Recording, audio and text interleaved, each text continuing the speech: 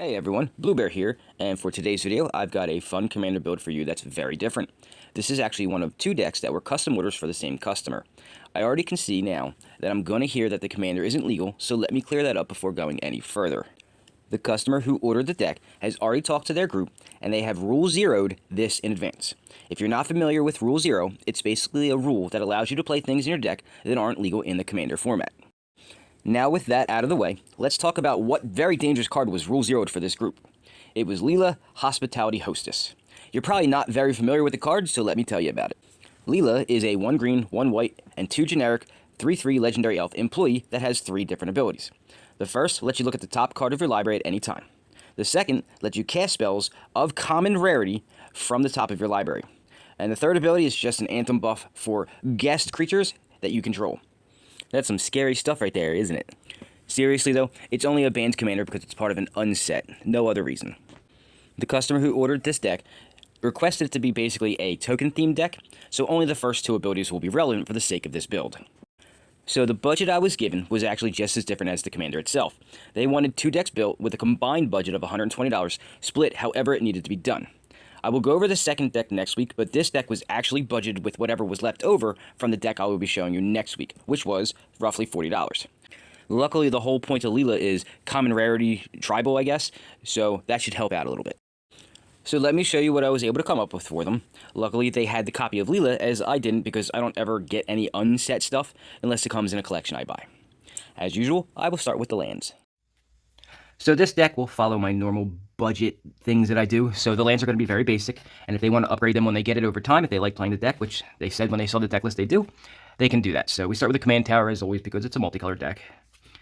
The rares here, one of the things about Lila is she doesn't really care about lands, she only cares about spells being common, so this is where you can hide some of those rares, and again, can be upgraded later as you go. So Canopy Vista for like the ability to fetch it, Fortified Village, Temple of Plenty.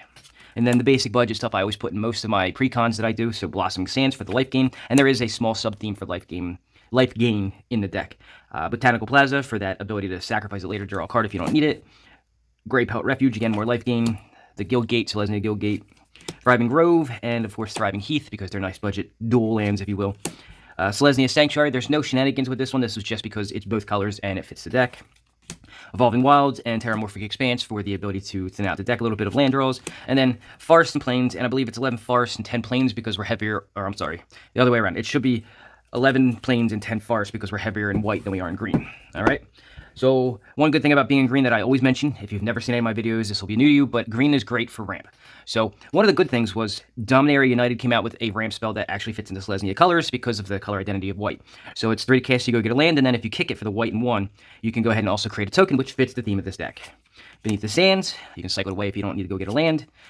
Growth Spasm creates a token as well, and that fits the theme of the deck. Natural Connection, it's an instant, not a sorcery, so you can do it at the end of somebody's turn. Path to the Festival, you can flash it back so you get 2 uses out of it. Map the Wastes, so you can bolster one of your little tokens and make them a little bit bigger. And then this isn't really a ramp card so much as a mana fixing card. It is a creature that's a 2/1 that when it enters the battlefield, search your library for basic planes and put it into your hand.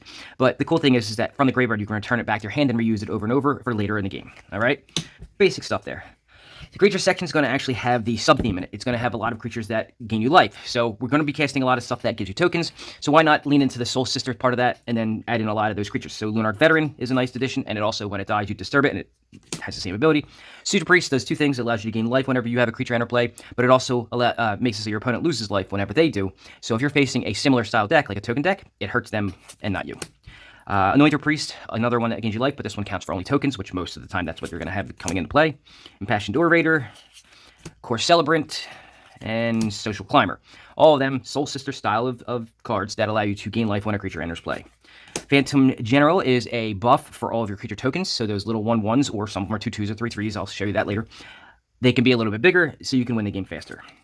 Selesnya Evangel, so it's 2 to cast 1/2 that you pay 1, tap it, and then tap an untapped creature you control to create a sap, a 1/1 sap, and you're going to have plenty of tokens out there on the board, and it doesn't, this tapped creature that you do, not the Evangel, but the creature you tap doesn't really matter for Summoning Sickness. Vitu-Ghazi Guildmage, so it creates 3/3 centaurs, or it populates. The centaurs are a little more expensive, the populate is cheaper, and you may have a better creature to populate. And populate basically just says to put a token onto the battlefield that's a copy of a creature you can, a creature token you control. So it copies tokens, not regular creatures. Kadira, Caller of the Small, so 3 to cast 3/3 with Trample, and has a great ability for this deck. Whenever it deals combat damage to a player, for each token that you already control, create a 1/1 rabbit token.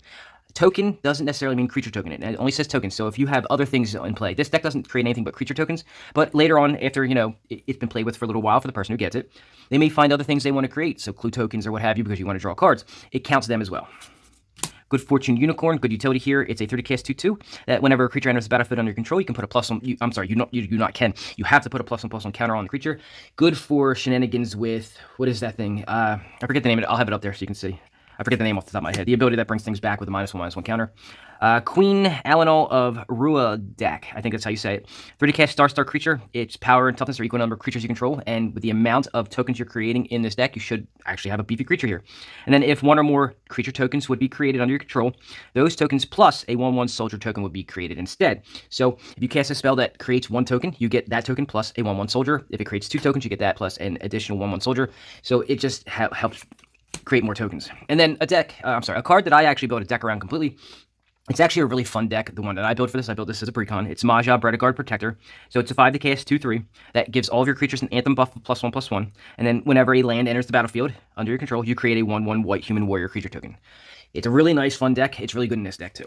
All right. The meat and potatoes of this deck is actually the spell part. This is where all your creatures are going to be created. Every spell here creates a creature token of some sort, many various different kinds. All right, so we start with Recruit the Worthy because it has a buyback ability.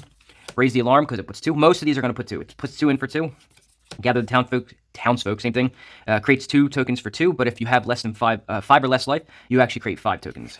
Master's Call creates 2, what are they? They're mirror tokens. Queen's Commission creates 2 1/1 vampires with lifelink.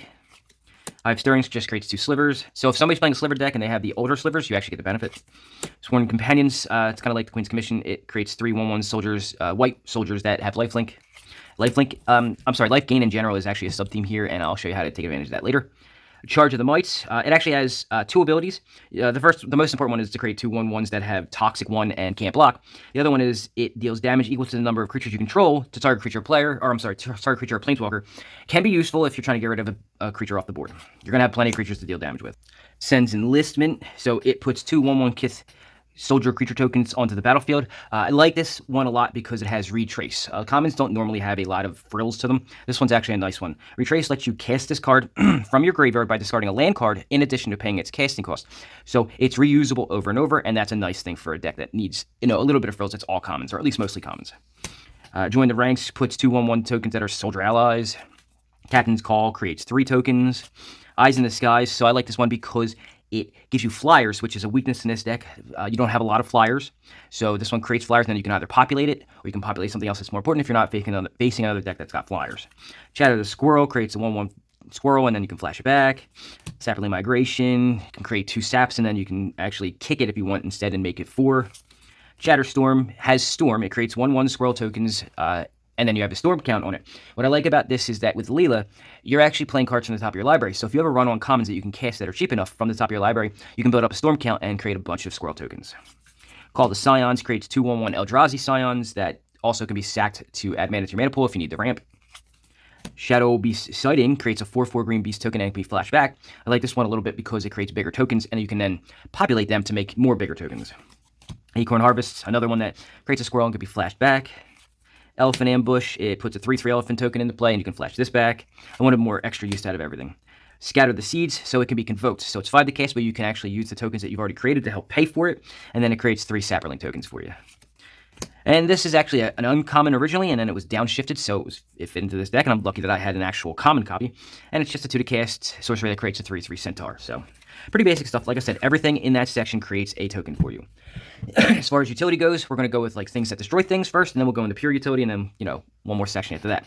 So I have to have common stuff that is destruction, right? Reprisal actually is an uncommon in other sets, but for some reason in Alliances it was printed as a common. Now, you can't tell that by the symbol because Alliances didn't use color coding rarities back in that time, but I did have to look it up, and I did see it was a common from Alliances. So it says Bury, and Bury is just the old term for destroys a creature or destroys a thing and can't be regenerated. So it destroys something that can't be regenerated with power. This one says creature with power 4 or greater. Good for that commander killer. Fierce Retribution, so it's a 2D cast instant that destroys target attacking creature, or you can cleave it for 6 and just destroy a creature. I like these kinds of cards in the common rarity when you have to use them, because they're nice and cheap monetarily, and most of the time something's attacking you, so that cheaper cost is always valid. That's why I also chose Swift Response. The cool thing about Swift Response, though, is that you can do it in response to somebody using an ability. Now, their ability will go off, but you'll still get to kill the creature. Puncturing Light destroys an attacking or blocking creature with power 3 or less, so unlike Reprisal, it does the lower end creatures. Crib Swap, it's got Changeling, which has no relevance here. It exiles a creature and then gives the creature's controller a 1/1 shapeshifter with Changeling. Skywhaler's Shot destroys a creature with power 3 or greater, and you get to scry 1. I like this one here. I actually like this as a card in general, because most of the stuff that white has says power 4 or greater. This one brings it down to at least 3, and at least you get to scry. Fragmentize destroys an artifact or enchantment with converted mana cost 4 or less. This is a Soul Ring and an Arcane Signet killer. It actually kills a very wide variety of artifacts and enchantments that are useful to kill. Disenchant doesn't care what the casting cost is, it just kills it. Angelic Purge, you have to sacrifice a permanent to also cast the spell, but with the amount of tokens you have, it doesn't matter, and it exiles an artifact, a creature, or an enchantment. Return to Nature is a slightly better disenchant. I only say that because it destroys an artifact or enchantment just like disenchant, but it also can, if you need to, exile a card from a graveyard. You never know what you're going to see out there. Broken Wings helps fill a very, very small hole of, you have a weakness to flying, it destroys an artifact, an enchantment, or a creature with flying. Good the Ur Dragon killer. Sundering Growth fit this deck very well. So it's both colors. So it's either 2 green, 2 white, or 1 green and 1 white. That's how hybrid mana works. It destroys an artifact or enchantment, and then you populate. So it has everything you need for the deck. It's the right colors. It's splashable either way. You can cast it no matter what lands you have out, as long as they produce the color. And then it populates, giving you a token. So it fit the deck very well. Next, pure utility. Stuff that helps the deck in some way, shape, or form, but doesn't necessarily destroy something. We'll start with Intangible Virtue. It gives all creature tokens you control +1/+1 and Vigilance. Always handy, especially being able to attack and be able to block still. Overrun is the kill card in this deck. It gives creatures +3/+3 and trample. There's nothing really more to say. Rootborn Defenses is a defensive card. It populates to start, so it gives you a token. And then it gives creatures you control indestructible until the turn. It's used as defense. Dawn of Hope, one of the few rares in here. Whenever you gain life, you may pay 2, and if you do, you draw a card. So this is repeatable card draw in a deck that has life gain in it. This is where the payoff comes in that I was talking about. And then it has the extra ability of being able to create a 1/1 token with lifelink for 4, and it's a colon, so you can do it as much mana as you have. Griffinary, another payoff for the life gain. Next 2 cards are going to be that. It says at the beginning of of your end step, if you gain 3 or more life, you create a 2/2 white Griffin token with flying. Really important because the flying is a weakness, so this fits the theme very well and fills a hole. It creates 2/2 flyers, and it fits with the life gain theme that you have. Angelic Accord, same thing, only a little bit better. It costs 1 more for that reason. At the beginning of each end step, instead of just yours, if you gain 4 or more life this turn, you create a 4/4 Angel token with flying. Pretty simple and very useful. Felidar Retreat, another enchantment. Whenever a land enters the battlefield under your control, you can choose either or. Create a 2/2, or put a +1/+1 counter on each creature you control, and they gain Vigilance until end of turn. So, your choices here are to grow your horde or make your horde bigger. Alright? Vessel of Ephemera was just one of the few common enchantments I could find that created tokens for just the token's sake. Nothing real special about that one. Then the card's Royal. Whenever a land enters battlefield under your control, you create a 2/2 elemental. Pretty simple. Alright, and then Well of Last Dreams is the last utility thing. It's card draw. So whenever you gain life, you may pay X, where X is less than or equal to the number of life you gained. If you do, you draw X cards. So if you gain 1 life, you pay 1, you draw a card. If you gain 2 life, you pay 2, you draw a card. Hell, you can even gain 2 life, pay 1, and draw 1 card. This can fill your hand up pretty fast in a deck that follows that theme of life gain. Good payoff there. And the last thing I'll show you is the combo I put in here. I put an infinite combo in here that you should recognize, and if you don't, this will be the first time I talk about it, but I have a video coming out that will show you it in more in depth. It's Midnight Guard and Presence of Gond. All right. It is a creature that says whenever another creature enters the battlefield at all, you untap it, and then an aura that you enchant it with that says when you can tap it to create a 1/1 token. So you just enchant the guard with Gond. You tap the guard to create a 1/1, it untaps itself, and you go infinitely forever. All right. There's payoffs with that. I'll discuss that in another video, but that's the infinite combo. It fits the theme of the deck and fits very well. All right. And that's what I was able to come up with for a Lila Hospitality Hostess build, given the parameters set forth by the customer. It's a fun little build that I would actually make for myself if the commander was legal without having to rule 0 it. Next week I will be going over the second deck that was requested and ate up most of the budget that I was given. That build is quite a bit nastier with potential to be competitive with very few tweaks. It's a build I wouldn't miss if I were you, so I'll see you back here next week. Thanks for watching, and if you have any comments, questions, suggestions, or concerns, or you just want to talk or chat about any of the videos I put out, you can do so using any of the methods I have displayed here.